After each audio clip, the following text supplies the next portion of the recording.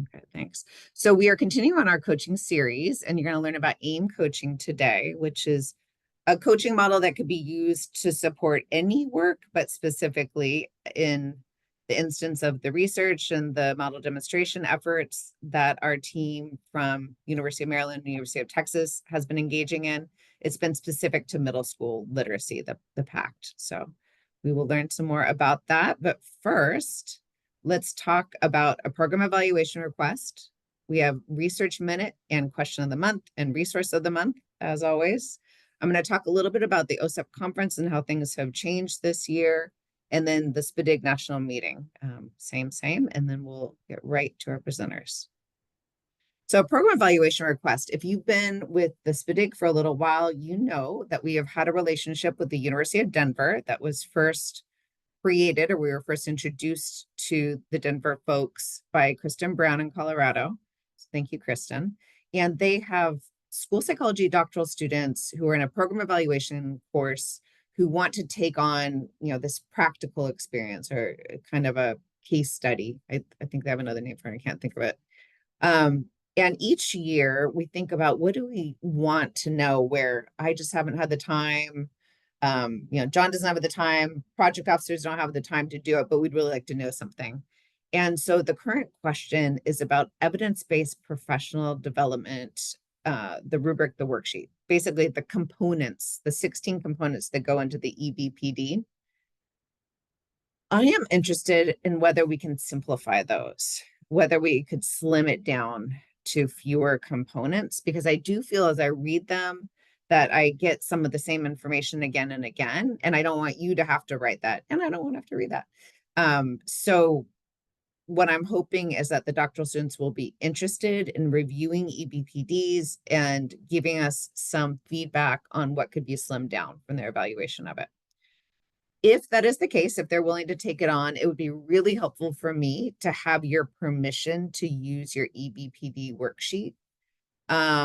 So I had forgotten to ask you, John, to create a poll for this. We could also do a chat. John, how do you want to work it? I might be able to do a quick poll, so let's see if we can pull that off. Sorry about that. I meant to do it. So yeah, what we're hoping for is that if they were willing to take it on, in the end, we would still have those critical components that make professional development successful, right? Effective professional development. And could just, shave off some time that you need to spend doing that work. Oh, Jennifer, for ease, why don't we have people put it into the chat, and then I can get the answers there. Okay. So if you are willing for your state, okay, thank you, Meg. Stop. Meg, good. In Minnesota, good. Thank you so much for being willing to share. Great. Excellent. And I always love it too. These scholars, as they go out into the world, whether they go into schools and districts or if they work at the state level, etc. It's really nice that they are learning what makes good professional development, and hopefully they'll be able to use that. So thank you for being willing to share. All right. I am missing a mouse. Let's see. There we go.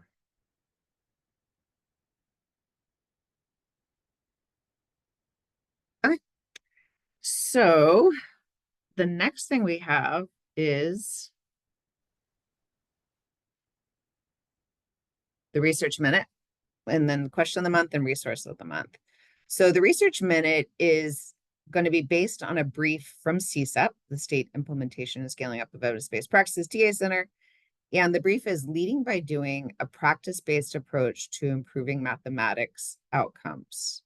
So this is specifically about Kentucky, and the Kentucky SEA has worked with their regional providers and their districts alongside CSEP for years, and they were focused on middle school math. And their work has had some really strong outcomes. So in this instance, if you look at the data where it says TZ, that means transformation zone. So these are all schools that are involved with the work with the Kentucky State Education Agency and CSEP.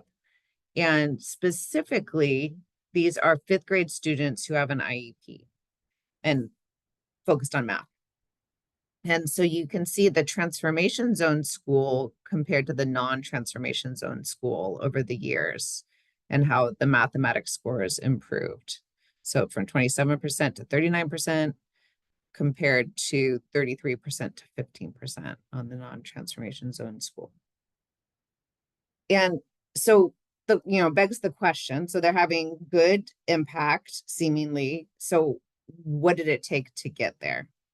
And in Kentucky, they did not create something from the state level and then tell everyone that they needed to use it. What they did was gather critical perspectives from universities, from districts, from regions, and say, what are the key components of math that we should be seeing in classrooms, that should be supported in classrooms? And they had a menu from that folks got to choose from. So there was agency involved. And then once the programming was chosen, then they had a lot of support. They had an implementation team, they had data support. And you'll see, if you look at their brief, you'll see all the different resources that were supported to ensure everyone had what they needed to implement. So some of the key ingredients that Kentucky was able to pull out was, one, having these quality standards for the math that they were going to support, for how they did the training, for how they did the coaching, which is nothing new to you all. The second key ingredient was distributed leadership. So I talked a little bit about how it wasn't just coming down from on high, but that everyone was involved. And so teachers leading the mathematics improvement and implementation teams leading the systems improvement. The third key ingredient was linking the team. So thinking about the state, the region, the district, the school, the teacher in the classroom, and how those are linked together so that the teacher says, you know what, I need more time if I'm going to use this program. This isn't working. So we need our scheduling to change. And so folks at the school level making that change. If it works, giving that information to the district who shares that information beyond, because others could learn from that. It's just an example I made up. And then finally, as a result, you have a collective commitment to accountability. So you have a clear aim, you monitor progress, you adjust supports, and you take that proven process and you scale it to other middle schools. So what I am curious about, if you look at the areas that I'm sharing, I'm going to go back to that slide because I wouldn't expect you to remember it. Which of the elements that Kentucky names are a strength for your SPDIG, and which area needs a little TLC? So if you look at having quality, quality programming or standards for that programming, quality training, quality coaching, that's one. Effective implementation through distributed leadership is two. The enabling context, having those teams that all work together and talk to each other, and then a collective commitment to accountability. Which of these is something that you feel your SPDIG is strong in, and which is an area you'd like to have a little more emphasis on and improve it? And feel free to use your microphone or to share in the chat.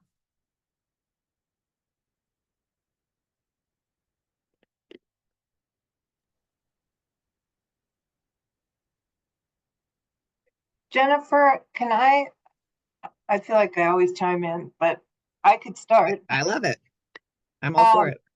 I am currently in listen and learn sessions with we have district specialists that are out, we have COMTSS specialists at the state level that are out training district coordinators and district implementation teams. So I am sitting in year 4.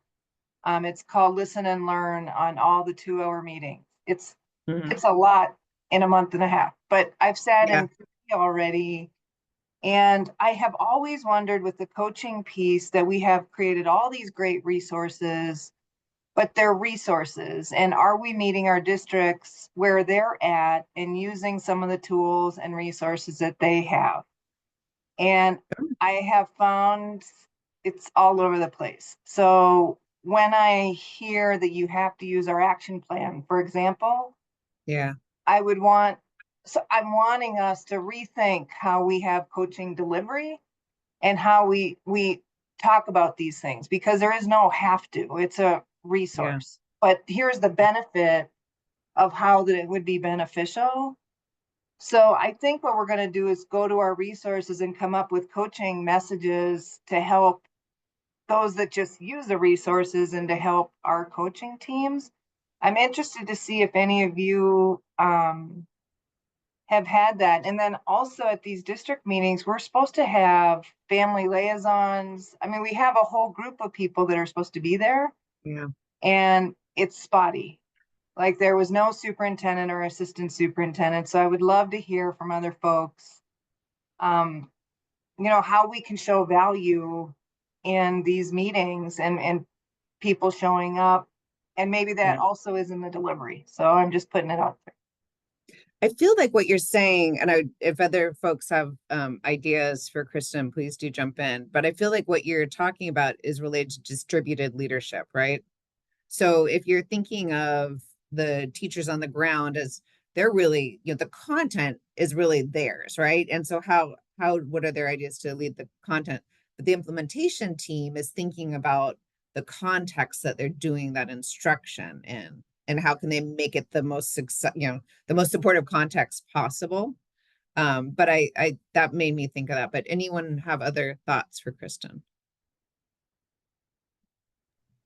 Kristen, this is Becky. And I go to that first one under the effective practices, and where it says co-create. I think that co is so important and gets overlooked. And one of the things that I've been looking at in our team, like the human element piece, the bringing that human part in of it and making sure people know their value, that they're acknowledged, that everyone has an expertise that they bring, and that co piece right away from the beginning, rather than going and saying, this is what the curriculum director feels, or this is what the administrative team feels. That doesn't give that co-piece, but sitting down together and let's look at these standards together and let's co-decide what our standards are going to be for priority or our essential outcomes or what it's going to look like. But together, that co-piece, co-design, co-create, I think is really key. Great. Good. And I love to the socially significant outcomes, a collective commitment to accountability, this clear aim. Like, what are we all aiming for? How are we doing on getting there? Like, are we monitoring our progress to get there? What supports do we need to get there? And then once you actually gotten there, like, who else needs to be doing this? Like, who else in the district? Are there other schools? Are there other classes in your school? Yeah. Great. Oh, sorry, Amanda. No, so everything that Kristen and Becky and you were saying kind of resonates to me a little bit within our SPDIG.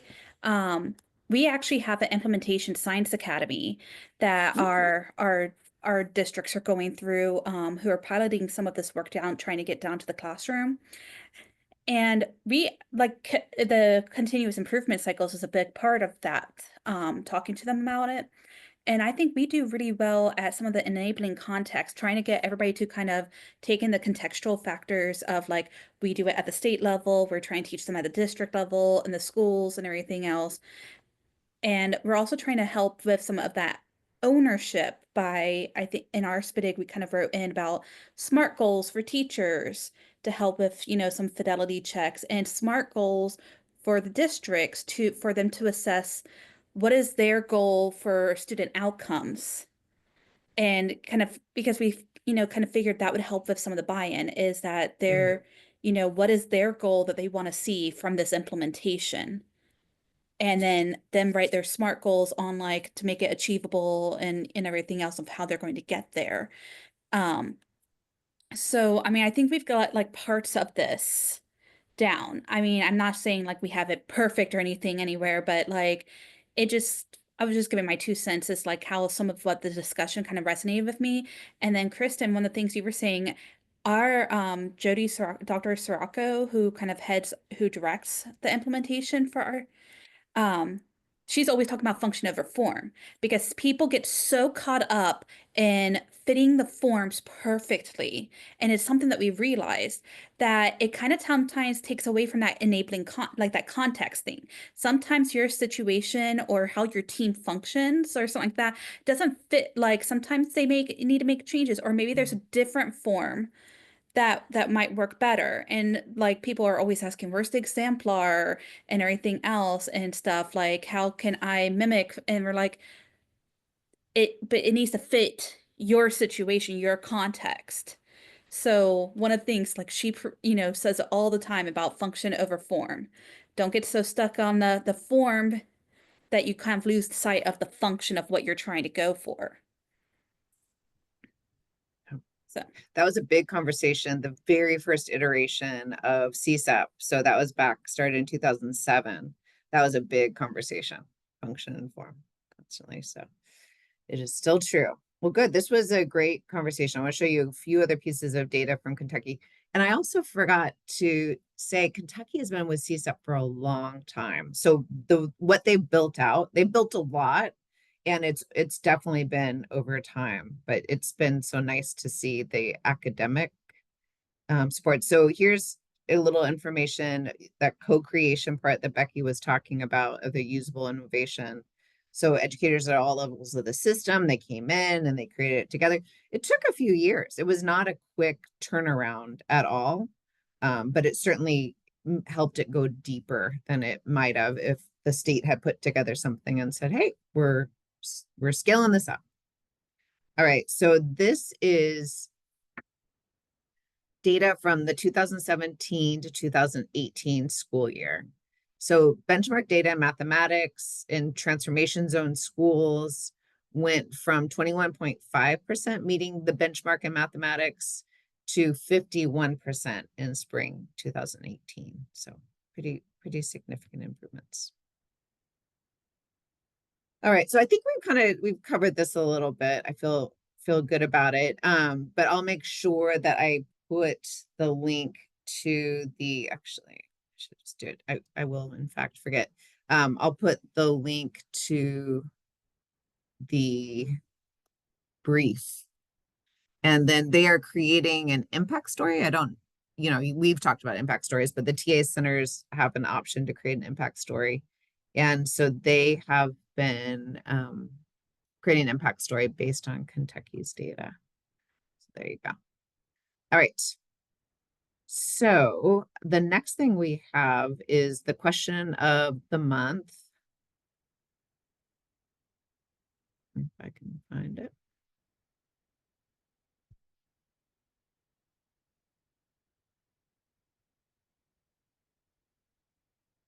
All right. Okay. So something that came up in Dare to Lead, and we have a book club that's been meeting about Dare to Lead, and I just thought it was interesting and important for our work. So wanted to bring it to you all is, what do you think is the right level of effort for training participants? And the basic idea behind this is like, how easy do you need to make it for people? We're very concerned because teachers have less time than ever. They're stressed. We don't have enough teachers. Administrators have very tough jobs, etc. And so we tend to want to make it easy for them.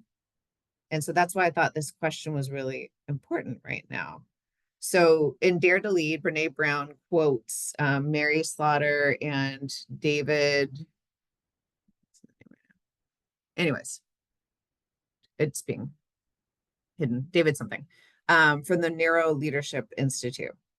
And their quote is, "The reality is that to be effective, learning needs to be effortful. That's not to say that anything that makes learning easier is counterproductive or that all unpleasant learning is effective.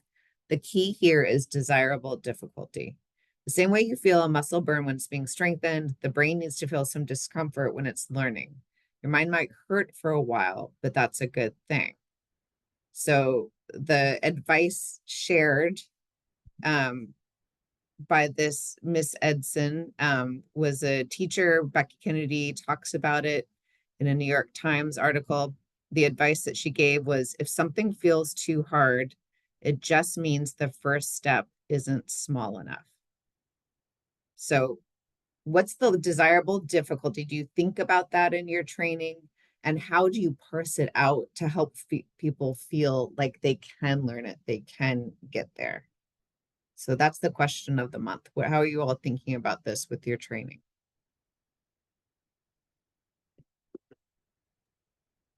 Well, people are thinking about that, Jennifer, and of course, people are welcome to unmute and talk about it, but maybe you can't see the chat in the background. Meg noted, didn't we used to call that the zone of proximal development? And then to which there's a couple thumbs up, and Tom also notes easy, manageable steps over longer periods of time. Phil Jackson, championships are one step at a time. Yeah. And I do feel like it connects back to Kentucky, like having that clear aim, like here's where we're going, here's why it's important that we get there, and here are the steps we're going to take along the way so that people trust in the process. Jennifer, I used to explain to my pre-service teachers that it was like taking your students, stretching them, and they're at the precipice of the cliff, but you're not going to come up behind them and shove them over. You're going to nurture them, and then, you know, the edge of the cliff, you know, then moves 3 feet forward, and the student comfortably keeps moving forward with the edge of the cliff. And it's the same with teachers that, you know, to me, I don't want a teacher to throw out their entire essence of who they see themselves as a teacher. I want them to be able to embrace what I'm presenting and say, oh, I can fit that and still be me. Yeah, good. And I think, you know, potentially looking back on where you've come from, right? When folks are first starting and they, you know, feel overwhelmed and not sure where they're going, and look what you've already accomplished. Thank you for sharing that, Annette. Great. Okay. Can Well, I share hopefully that. something? Oh, good. Please. I was trying to figure Hi, it out. Nita. I still have myself muted. Hi, I'm muted, but I just was thinking about this with food changes and habits. I just thought that it's a really good analogy, right? If you think of somebody who's maybe have a very unhealthy lifestyle or something, you know, physically and food-wise, nutritionally, it's way too hard for them to say, oh, you can be your BMI, whatever, right? It's got to be small steps, picking one small thing at a time and building that habit. And they say it takes like 20 days to really build a habit. So that's just one food of thought. I think that, yeah. Yeah, love it. Thank you. Great. Well, hopefully that is helpful. I know this next resources will be helpful. Our contractor who looks at the APRs to collect the program measure data, which they then turn into GEPRA data, Government Performance Results Act. So CIP is the Center to Improve Project Performance. They're great partners to us, and they've provided a lot of guidance in different ways. And now they just created new guidance for us to use. And John has already put that up on the grants management page. So for each measure, get into it down here, it looks like it's not using the links, but the links are, and once you get the PowerPoint, you will be able to access those links. And so for each measure, I wonder. I'm sorry. Let me stop sharing for a second and find it. If I can, maybe I can't. Oh, I know what it is. Okay. I will go ahead and I can't even stop sharing. This is what happens when you change workstations. There it is. Okay. So for each measure, they've provided some information. We already had the methodology documents, and this just, I think, is kind of a clarifying look, put together maybe even a little bit more nicely than what I've had in the past. And so here is an example, program measure 1.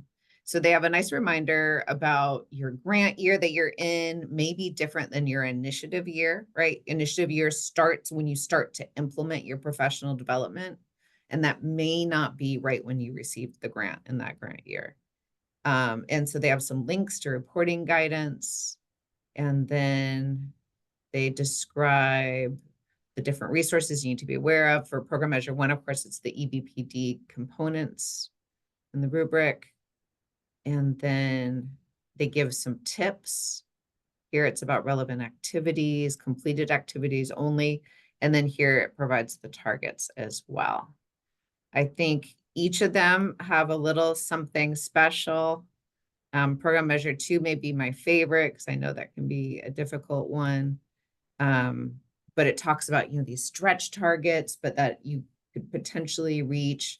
It even gives you an example of what it looks like in your status chart and what the data should include. So if you would like to go to the grants management, in the grants section, the APR and program measures. And John, would you mind putting that link in the chat if you haven't already? Yeah, people should be able to find that link there now. It's Great. it says SIP guidance docs can be found here. Great, thank you so much. So we are very appreciative to SIP for creating that, and hopefully it'll be helpful during this APR season.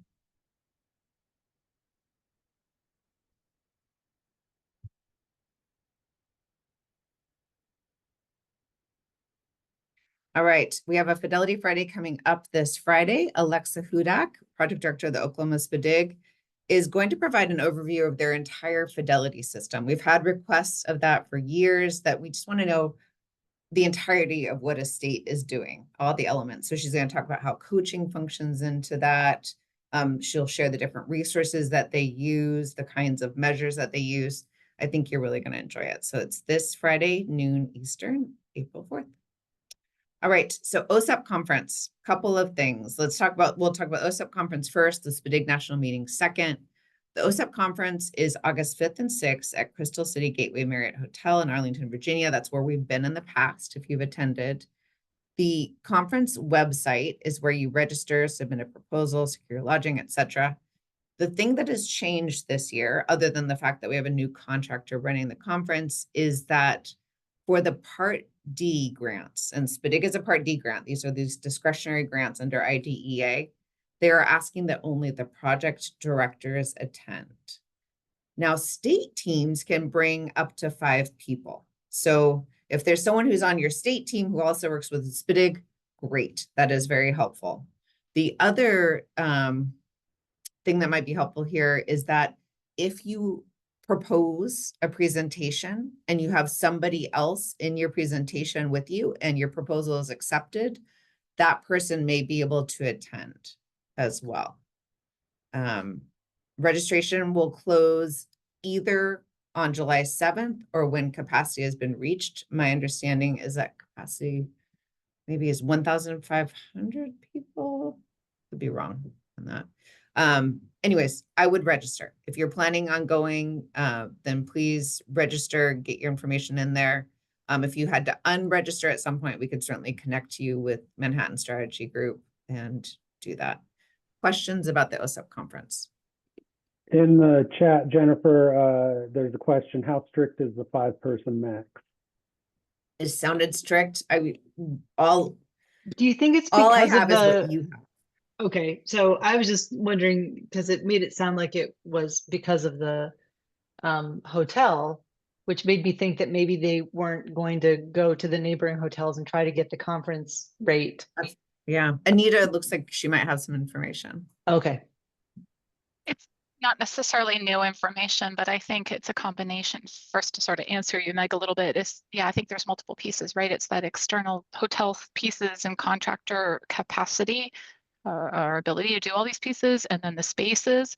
But about the 5-person, at least from, I mean, obviously Jennifer add to it, but from my conversations, what I understand is there's the discretionary grant side, which is your SPDIG, and you're like, basically the 1 person each. And then there's the formula grant side. And the formula grant side is where they're really thinking about that more of that 5-person.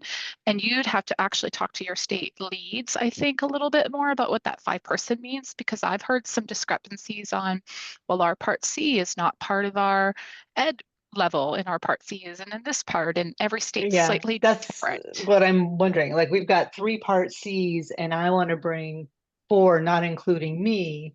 And so, yeah, that's why I Yep. was just like, well, if Part C doesn't count because it's a different agency, but it's still the state. It's the same, yeah, so I would But talk to I your don't- MSIP people. But what I'm hearing is that I don't count. So we can do 5 people from the rest of IDEA and I can go. You're on us, yeah, you're on the discretionary Yeah. project director Okay. side. Well, that is helpful. Okay. Thanks.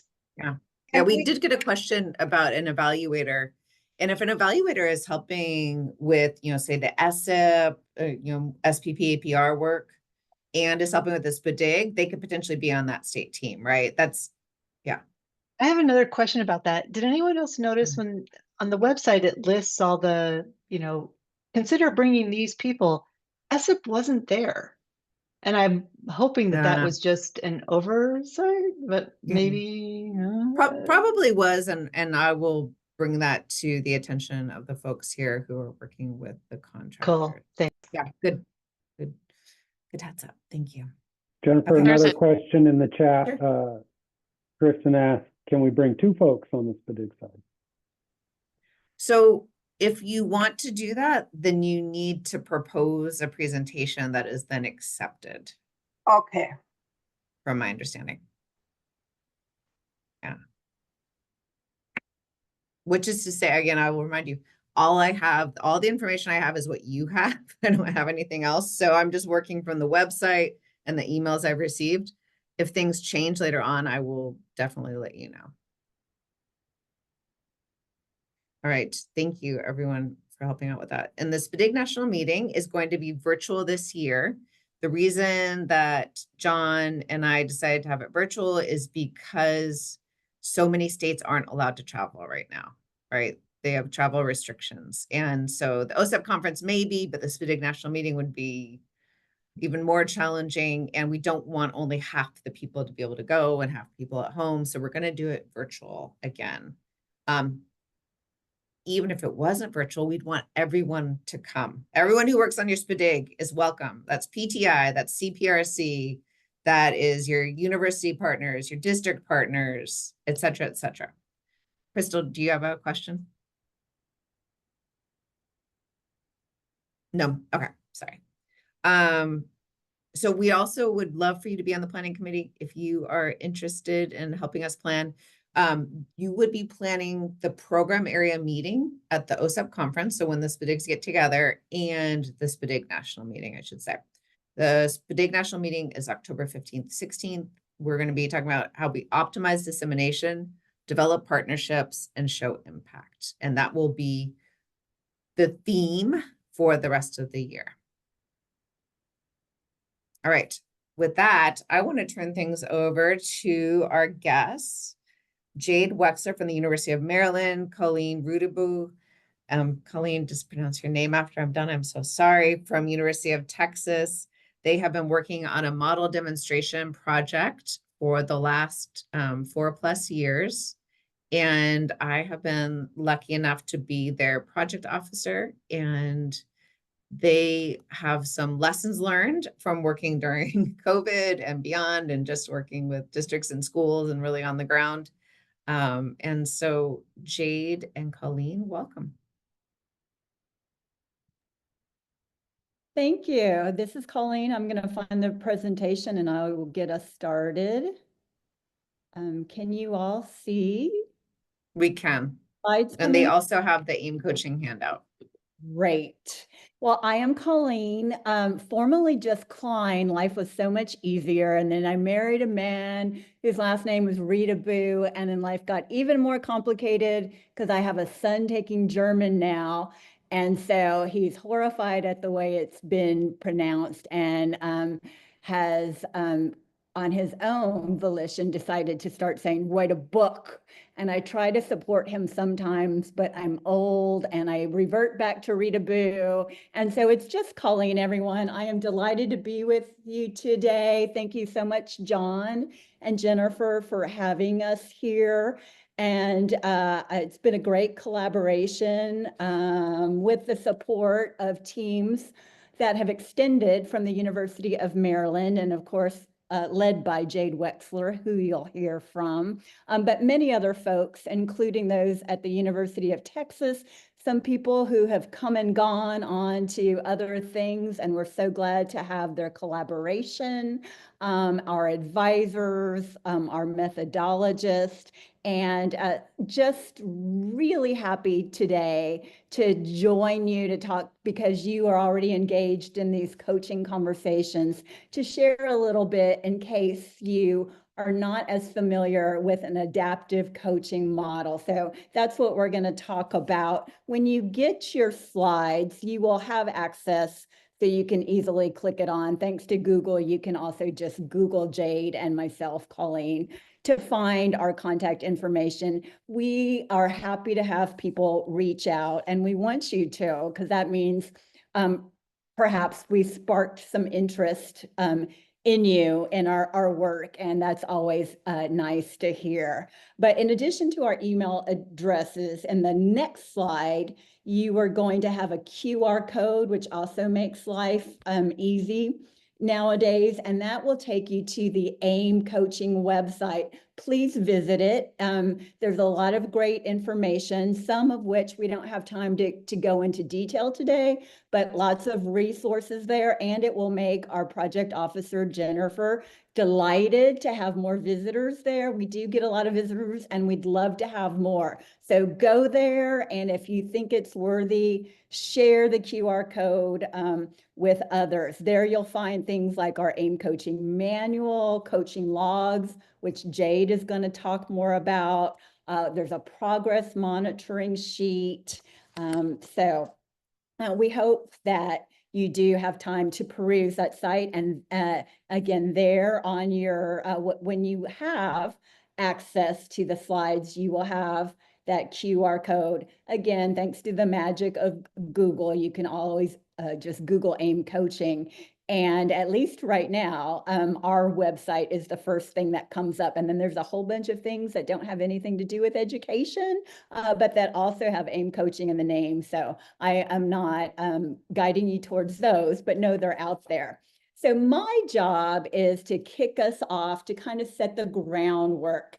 So I am going to provide some context so that you have a better understanding of the AIM coaching model and how and why we are pairing that with an evidence-based practice focused on developing literacy skills of secondary learners.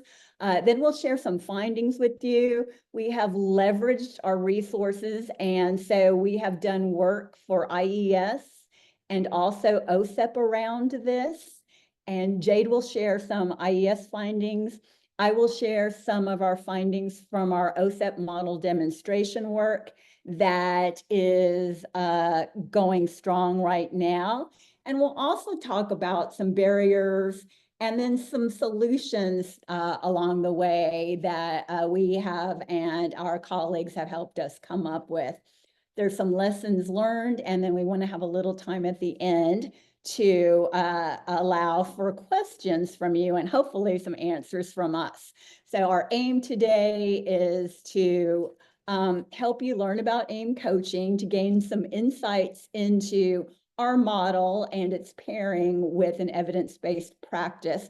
And we also want you to walk away with a better understanding about how this has had some real world application based on some customizations, and that may be something that you and the folks that you are supporting are interested in. So to start off, let's do a temperature check, and I'm going to ask you to post in the chat a word, a phrase, a question, something that captures or addresses something about the state of instructional coaching at the secondary level in the LEAs in your states that you're supporting. So if you'll take a quick second and do that.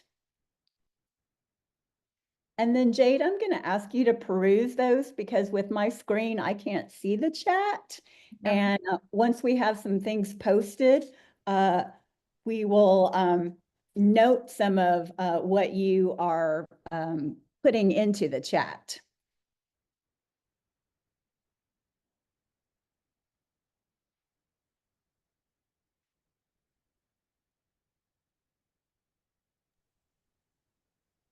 I'm seeing the word limited come up a couple times.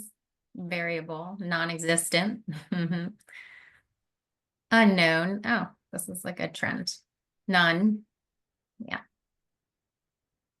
Yep. Hot or cold. Inconsistent. Landlocked. Oh. I think we have a theme. It sounds like it. Thank you all for contributing. And not surprisingly, coaching can be sort of polarizing. It's become sort of the new it thing, and it's a hot topic.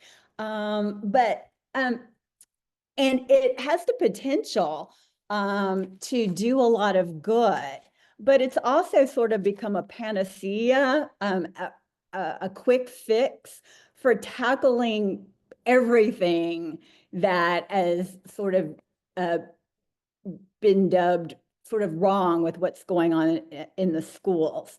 And so the benefits to coaching are really only as good as the foundation that it's built on. And we can certainly attest to that in the work that Jade and I are going to share with you. So we know that many of you have questions or concerns about coaching at the secondary level, and that in your experiences, you may have noted struggles in even having coaches. The world has changed since COVID. When we were first funded to start this project, and you can imagine the challenge that was to move forward with this when schools were just trying to ensure that a warm body was in a classroom to provide education via computer to students. So today we're going to focus on an adaptive coaching model that's designed to support implementation of a secondary school-wide literacy model. So first, I want to start by focusing on the state of literacy as we know it for secondary learners. So this is NAEP data, including the latest and perhaps the last data that will come out, formerly known as NAEP data. But what I want to draw your attention to, unfortunately, it's a pattern, it's nothing new. Many secondary students struggle to read and comprehend complex text. 70% of eighth graders don't perform at the proficient level of mastery on the NAEP. And the things that they have to be able to do are the areas where they struggle, things like locating information, identifying the main idea, identifying order of events, making inferences, identifying sides of an argument, interpreting meaning. All of those things lead to proficiency in understanding or comprehending text. And our students are not there where they should be, where they want them to be, and they haven't been for some time, unfortunately.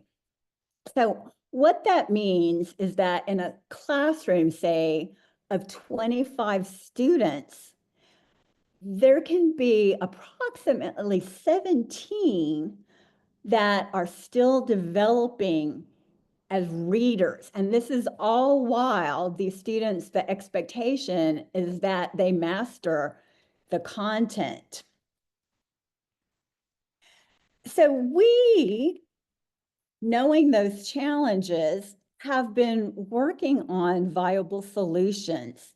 And what we think is one is a school-wide literacy model to provide struggling readers in an efficient way. So for instance, let's say we have one student, and that one student is getting some literacy-specific instruction while they're getting content instruction, for instance, in science, perhaps once a week. if we pair that with that literacy-focused, evidence-based instruction that's also going on in social studies, that student is already getting, he's double the amount of reading-focused, literacy-focused, specific best practices in 2 classes. If we add in English language arts, then that student then moves to where they are getting literacy-based targeted instruction across multiple content areas. So a substantial dose of quality instruction. And that's what we think is really needed to improve students' literacy and content knowledge. These are IES recommendations, and we are fortunate enough to have an earlier version of these. You're looking at a version from 2008, and the IES recommendations focus on 5 things that are based on strong or moderate scientific evidence. So things like providing explicit vocabulary instruction to all students, providing explicit comprehension strategy instruction as well, plus providing opportunities for extended discussion of text meaning and interpretation, increasing student motivation and engagement in literacy learning, all while attending to making sure that those that need the most intensive focus in literacy, the struggling readers, are getting access to those things. And that's a lot for our teachers to have to deliver, right? All while using explicit instruction, corrective feedback, and also with plenty of opportunities for students to respond. And this is why we are really arguing for a model where the load is shared across content areas. So if you would indulge me, you have a handout that was, you at least have access to it.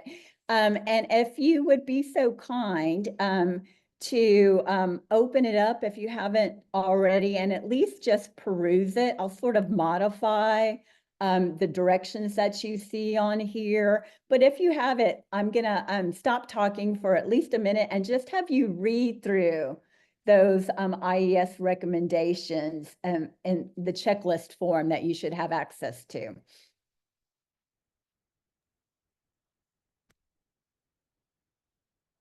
Colleen, as you're taking a break from that, I'll just highlight to everyone that they can find that handout in the chat. There you can download it there and open it and skim through it currently. Thank you, John.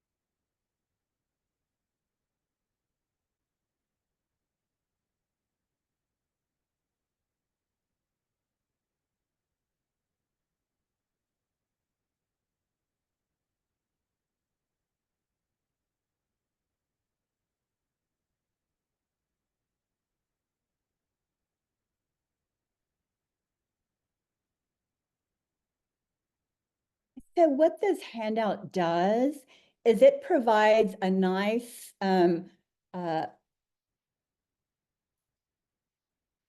handout that you can use to reflect yourself, but you can also use it with your coaches or with your administrators or even teachers to sort of gauge where they are as far as carrying out the recommended practices.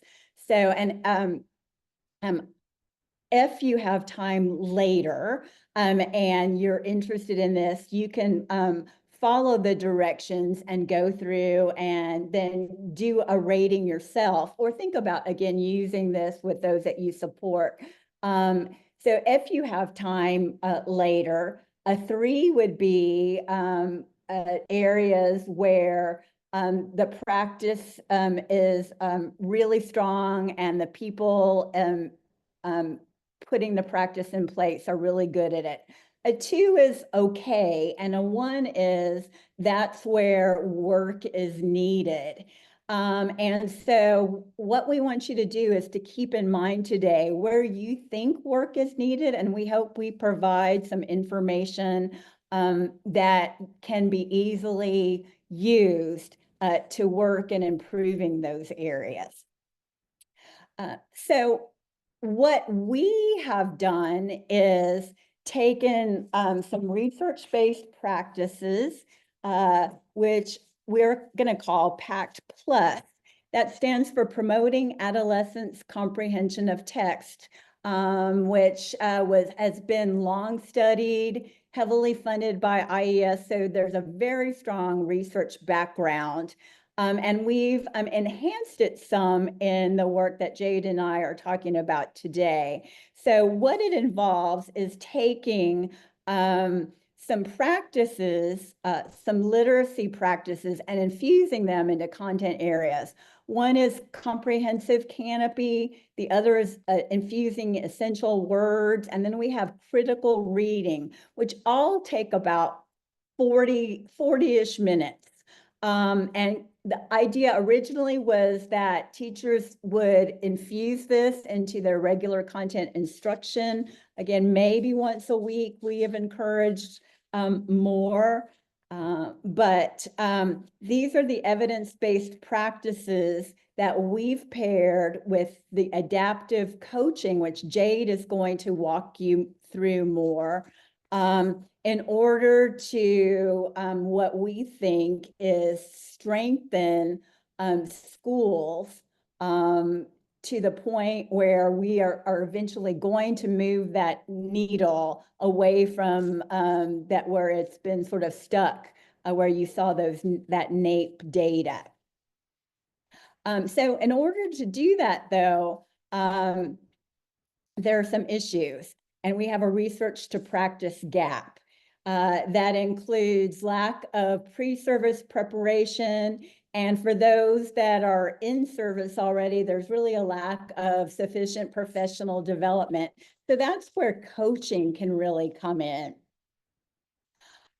So what we have focused on is identifying a need, and a need that we haven't just identified, but teachers need ongoing professional learning. There's a lack of coaches. The coaches that are out there are stretched thin, and they need a lot more guidance. Additionally, our coaching model that Jade's going to walk you through is actually tailored to teachers' needs, which may be different from some of the models that you're involved in. So it allows for customization. This work first started with IES funding. Jade, Elizabeth Swanson, Greg Roberts were funded to sort of study this in depth, do some design and pilot testing, and then conduct some randomized controlled trials, and then do some sustainability work. So this is the foundation on which our continued work and the work that we're doing as part of the model demonstration funded by OSEP is all about. So an adaptive intervention is just that. It's adaptive. It changes depending on what the participants need.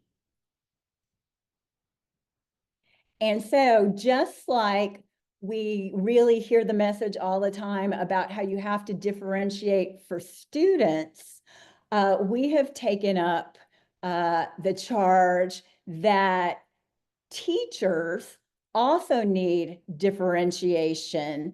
And so that is infused into adaptive intervention based on teachers' will and their skill, which you'll hear more about. And they've been used in academic and behavioral work for years. And now we are extending this adaptive model to coaching. AIM coaching is unique in that it's data-based, it's systematic, and it's efficient because, as some of you posted in the chat, time is an issue. So our AIM coaching model is intended to be efficient. And hopefully I've laid enough of a foundation that now you are hungry to hear about the adaptive model itself. And I will turn it over to Jade to do so. Thanks, Colleen. Do you mind stop sharing and then I'll attempt to share. All right, everyone, let's see here. No, that's not working. Where is it? Went away. Okay, here we go. Okay, can everybody see that? Everyone can see that. Okay. All right. Thank you again for having us, and thank you, Colleen, for that nice setup. I want to point out I am so excited to see a very old friend in the audience. I hope she's still here, and that's Laura Bray from Pennsylvania. And this true story is that and I can send you all the article, that Laura worked with my team in our previous model demo on PACT Plus and was a qualitative methodologist on a paper that's published in the Journal of Learning Disabilities. And that paper is on sustaining the use of evidence-based Tier 1 literacy practices that benefit students with disabilities at the secondary level. And in that project, we, as the researchers, were coaches in 4 middle schools in the DCPS. In that paper, we went back and interviewed teachers and coaches who had sustained the use of the literacy practices at the time. We still didn't have this coaching model. And we went back and asked them about why they sustained it once the researcher team kind of backed off. And one of the reasons, as you can probably guess, is that the schools that sustained were those who really valued having the coaching model and the school level supports and all of that. So that's probably not news to you all. But the whole idea for AIM coaching really came from that project. We were working in 4 middle schools and trying to get them to implement these evidence-based literacy practices that Colleen just described. They are content and curriculum agnostic literacy practices that can be integrated into any content area. And we were trying to build school-wide models. And we had schools that were full of a variety of skill and will levels, for very legit reasons, when we were trying to get these teachers to implement the practices. And so we really started to realize that this really highlighted the fact of everything you all already put in the chat, that many of the schools didn't have coaches. If they had coaches or any kind of instructional leader who could provide support on these literacy practices or similar practices, they didn't know what to do. There was no real systematic guidance out there on how to support teachers. So the whole idea came from that previous model demo. And then we subsequently got that IES funding to really develop the model, and then the OSEP funding for the next model demo. So that's the true story. Laura Bray in Pennsylvania. I can't see your square, but I hope you're listening, and I truly appreciate your help with that paper. Okay, so I'm going to fly through these slides just to give you an overview of this. As Colleen mentioned, we have tons of resources on our websites, including a very long manual that if you are having trouble falling asleep, you should check that out. I'm just kidding. It's very interesting. But we have modules on there that will teach you how to do this in depth. And our typical training for this is we've done it in 2 hours, we've done it in 3. It depends how much time people have. So essentially, again, this is RTI for teachers. We're trying to teach coaches how to use data to drive their support of teachers, just like we want teachers to use data to drive their support of kids. It is linked to, for our purposes, to the PACT Plus practices, but this is a very universal coaching model. So what happens is, and I'm going to break it down, but just to give you the overview, we provide professional development in a typical, training session on the PACT Plus literacy practices, and then a coach or a team of coaches, and we'll say something about that later, provides what we call standardized protocol support for the first 6 weeks. That means the same type and amount of support for each coach. For each teacher on that coach's caseload. Then they collect data, and I'm going to show you this in a minute. And using the data, they enter that progress monitoring phase, and they determine the skill and will levels of teachers. And then they use those data to differentiate support in stage 2. And that process is dynamic, where it repeats until the end of the year. So let me break it down for you just a little bit. This is stage 1, and what happens in stage 1 is our coaches provide one plan session, at least one in-class support session that could be modeling the practices, co-teaching with a teacher, or just kind of sitting back and helping, depending on the needs of the teacher, and then one reflect session, and then 2 check-ins that are providing a resource, or essentially. This is from my previous work. I did a lot of dropout prevention work where we wanted kids to know that we know that they are important and they are valued and they are alive. They are at school. We want you to be here. It's the same for teachers. Teachers definitely operate in silos, and we want them to know you are still a part of this school-wide literacy model. And if you are not implementing these practices with fidelity, then we want to pull you back in. Because if my science teacher is not implementing these practices, but my other teachers are, from the perspective of the student, that dosage is really compromised. And so we want everybody to be implementing those practices. The plan sessions are often during an already scheduled PLC meeting. They can be with groups of teachers. We've had teachers do this in lots of different ways. And I want to also say that this model is really customizable. So these are just guidelines. This is not some scientific thing, high stakes decisions for all of this, but they're guidelines for a coach to follow. Additionally, in stage 1, the coach records collaborative effort data, and that is our proxy for will. And we have a list of indicators. It's not a rubric. They're just indicators in the manual that are kind of, are the teachers willing to engage with the coach? Are the teachers buying into implementing these practices? What is the will level of the teachers when it comes to implementing the practices? And they rate those for each teacher each week. And then at the end of the 6 weeks, the coaches do a formal fidelity check on the implementation of the PACT Plus practices for each of the teachers on their caseload. I just wanted to point out that we have all sorts of logs on paper, and we've had teachers do it electronically to help keep track of all of these coaching activities. This is a stage 1 log. We have ways for them to complete checklists so that they can monitor their own data. This is the coach's rating of weekly collaborative effort ratings, and that's also on that log. So once they enter that progress monitoring phase, it's time to consider their data. So the teachers keep implementing, but this is a little bit of time for coaches to kind of pause and think about what they need to do to differentiate support. So they're going to consider the teachers, if they have high skill, so that's based on their fidelity, then they're going to get high skill support during stage 2, and I'll show you what we think that is.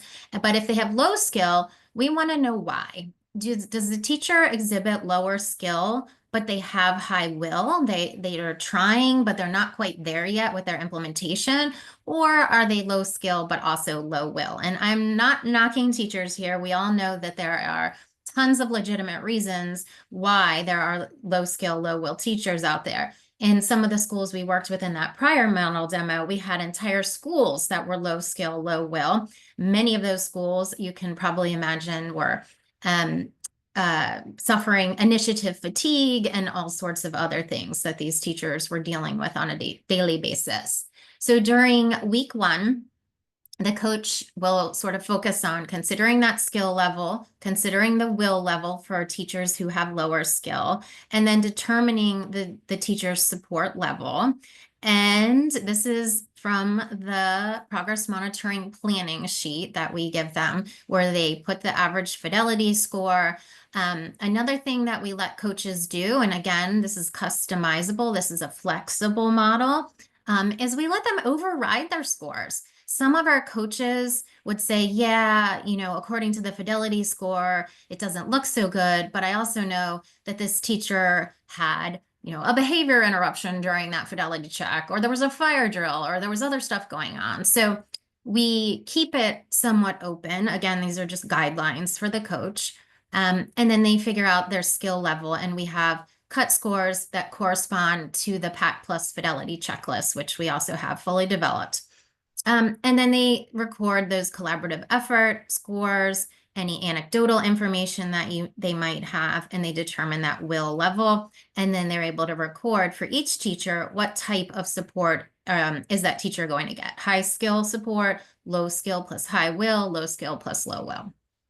Okay, and then in week 2, now that they know the skill and will levels, they're going to select stage 2 activities. We have a menu of activities.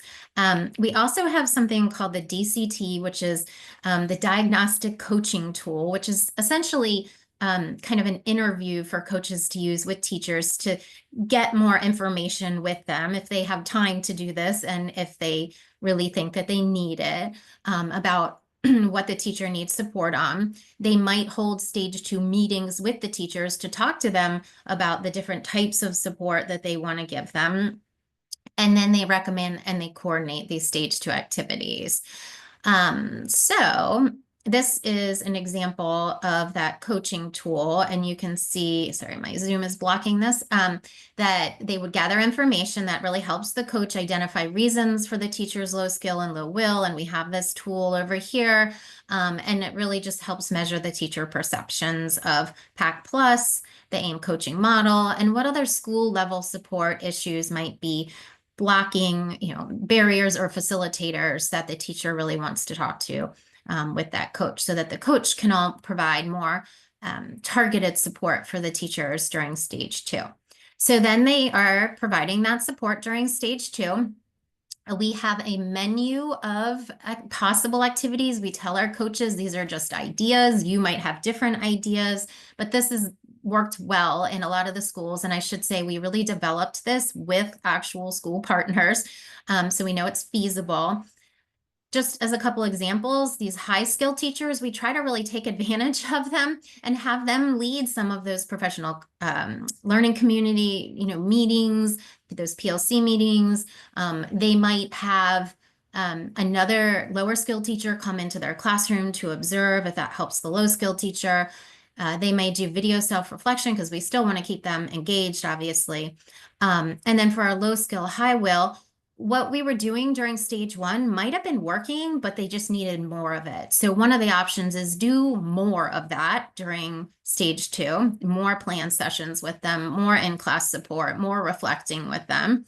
Or they might do the same stage 1 activities plus something else. And that's where they might go into that high skill teacher's classroom. Let's say they really say, I'm a science teacher, this doesn't work in my classroom, but they really respect another science teacher who happens to be high skill. We would definitely set them up with that teacher and have them go in there.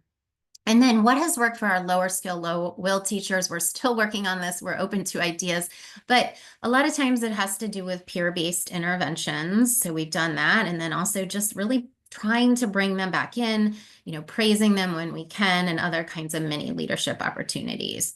I want to point out here, what we have sort of focused on, remember, as Colleen mentioned, this model is intended to be efficient and really maximize the coach's time, because we know that these coaches, if they exist, wear a million hats. We really want them to spend a bulk of their time with that low skill, low low skill, high will teacher.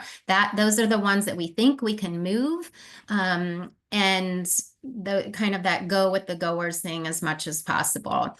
I can say we haven't had that many reported low skill, low will teachers, but all of this is sort of those, you know them when you see them kind of thing. And we want to support all of them as much as possible. Okay, so that repeats again until the end of the year.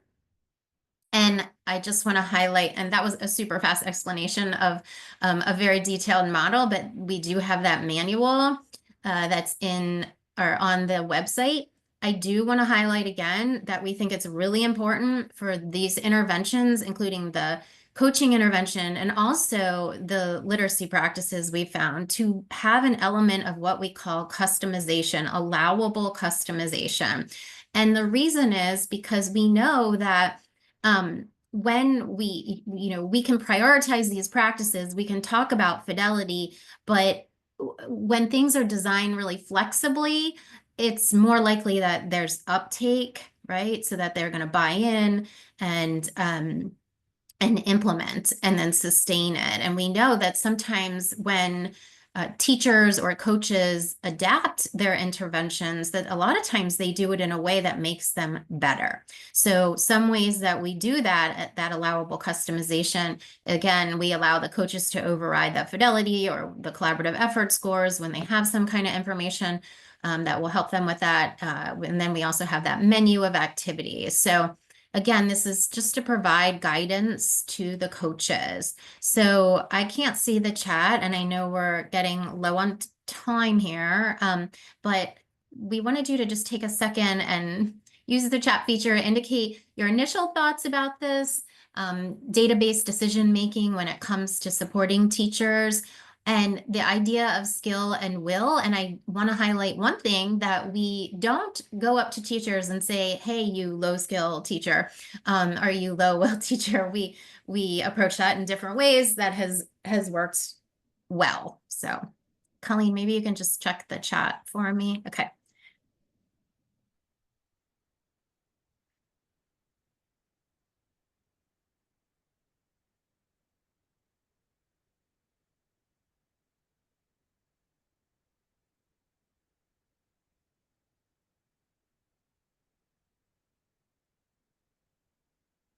No, I'm not seeing anything yet, so perhaps people are still trying to process, to wrap their head around skill and will.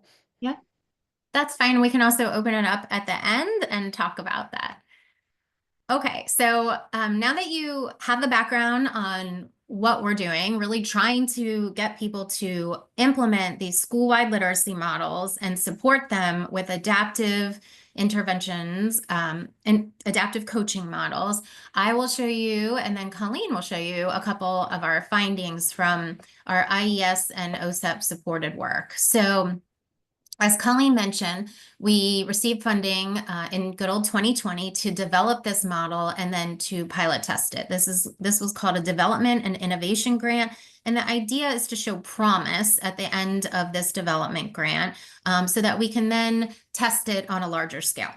I can tell you that, spoiler alert, we did that. And the larger proposal was under review at IES. I'll leave you for a moment to think about that one. So we are really hoping to move that work forward, but we are going to be looking for other ways to do it. So what we did for this pilot study is we randomized schools at the school level. And there were a lot of reasons for that. But as I just talked about, a lot of the activities in the AIM coaching model are peer-based. So working in PLC models, PLC meetings, going into other teachers' classrooms. So whole schools would need to work together on this, and we wouldn't be able to randomize, for example, at the teacher level within a building. So because of that, this is an underpowered study, but that was okay. Okay, I just want to contextualize that a little bit, because remember, we were just trying to show promise here. And the other thing we really wanted to do is we wanted to isolate the effect of the AIM coaching model itself. We already know that those PAC Plus practices have a lot of evidence of effectiveness. So what we did is we randomly assigned 7 schools, 7 middle schools to treatment or a comparison, and both conditions got professional development in those PAC Plus practices, but only the treatment schools also got professional development in the AIM coaching model and were expected to implement the AIM coaching model. The comparison schools implemented business as usual coaching, whatever coaching they would normally provide to support implementation of those PAC Plus practices. And for the randomized control trial, we did this in just 1 grade level. And so just briefly, I was actually just working on this paper yesterday. These are some of our findings. These are teacher outcomes. And so what you can see is that in the schools that were receiving AIM coaching support, the teachers who were supported by AIM coaching outperformed business as usual schools on PACT Plus fidelity to a statistically significant degree in the spring. And I can also tell you, it's not up here, the dosage of how much the teachers implemented the PAC Plus practices across treatment and comparison was about equal, but when they implemented, you can see the fidelity scores here. Okay, does that make sense? I hope so. Dosage was about the same. Teachers in treatment and comparison implemented PACT Plus, but those supported by AIM coaching implemented it better. We also looked at outcomes for teachers on content area literacy instruction self-efficacy and content area literacy instruction collective efficacy. One other thing I want to highlight that we really think is coming out of this work is this idea of a social network at the secondary level. That we know, our English teachers, our science, everybody kind of stays in their silos and they don't talk. And this was really giving them this this mission to implement these literacy practices. And we see that represented here where the teachers had higher self-efficacy in the AIM coaching schools and collective efficacy, meaning I think my school can do this. This is really good for all of us. Okay, and then these are our student outcomes. Now, remember, this was an underpowered study. This is also what we call a cascading model where we're providing the intervention or the independent variable is up here at the coaching level that has to trickle down to the teachers and then the teachers and that has to trickle down to students. And so on the full sample of typically achieving kids and struggling readers on a distal measure of reading comprehension, so a standardized reading comprehension measure, AIM coaching outperformed business as usual. We don't know what this is here on a more proximal reading comprehension measure for the full sample, but I'm happy to see that when we look just at the struggling reader samples, that you can see that students in the AIM coaching supported schools were outperforming students in the business as usual schools. So that is a lot of information really quickly. I'm happy to take questions about it later on. And I think, Colleen, are you going to talk about the OSEP findings? Okay. Yeah, so the nice thing about a model demonstration is that it's working with schools who say, hey, we're interested in this and we want to do it. And the researchers support and guide, but we don't do.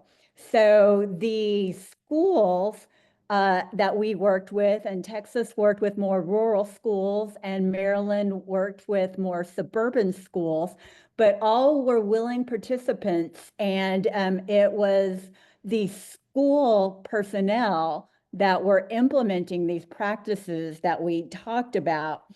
The model demonstration was focused on trying to move from intensive support, which was our initial year, to responsive, to sustainability in our final year. We needed a little more time, and some of that had to do with COVID. Our schools wanted a little more intensive support.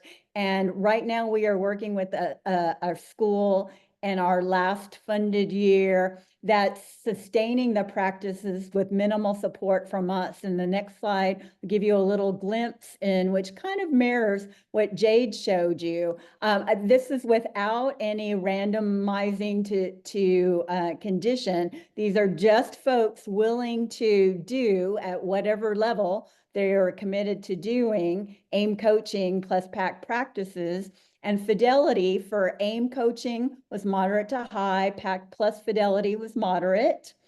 And then our student outcomes, the nice thing is that all students benefited. The struggling students had the bigger gaps, so they made the bigger gains. But all students had some gains. There's justification there for an all school, school-wide implementation, and not just providing these services in specialized classes. And that's just the full sample there. And this was the content area literacy self-efficacy measure. So in this study, we gave self-efficacy measures to the students as well. And in the other one, we did it with the teachers, just to trick everybody. Okay. Yeah, so now it's just, this was not without issue, as I mentioned at the beginning. So we'll skip this poll and talk about what those barriers actually were. We've already highlighted some: lack of coaches in middle schools. Coaching in the content areas is difficult. Some coaches lack literacy knowledge, and then tracking fidelity in a customizable model has not always been in existence. So it was new and it needed support. But with the right support in place, particularly from school administrators, there were solutions. As long as people had will, we found solutions. It was allowing for a team of coaches, allowing for coaching sessions to be supported and customizable by school staff, and those who had sort of started and had success and were willing to share that with their colleagues. We reinforced this professional development with online modules, which are available at our website. We did collect monthly dosage surveys and logs. Excuse me. And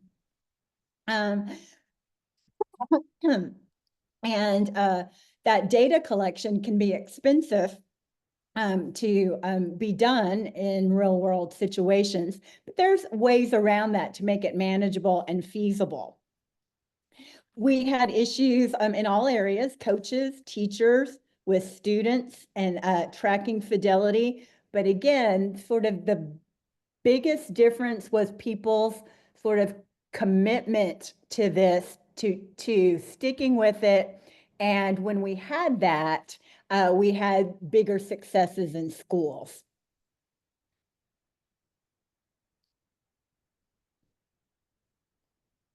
We've hit you with a lot of information, but we'll open it up in the time that we have yet if there's any burning questions or comments from you.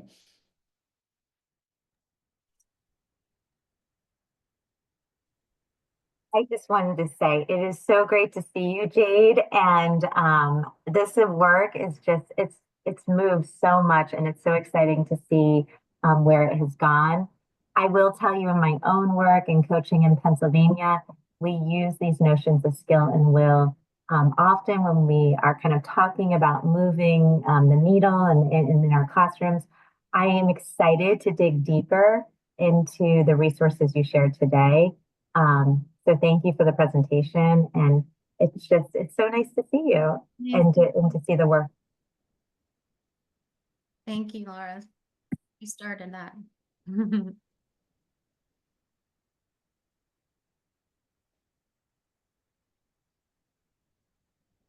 I was waiting to see if anyone else had any other questions or thoughts.